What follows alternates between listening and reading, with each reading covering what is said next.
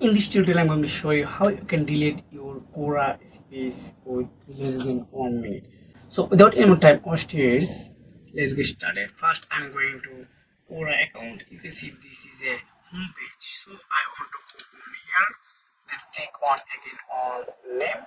You can see this is my profile. I have only 43 followers and or one person I am following.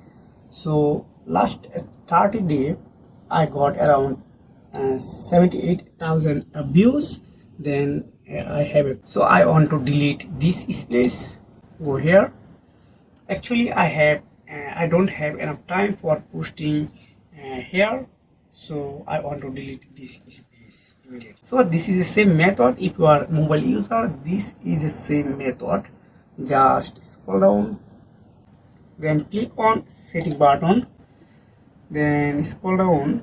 If you want to add someone here as admin, just click on here, then admin as a new role. So I want to delete this page, just click on delete space, again click on.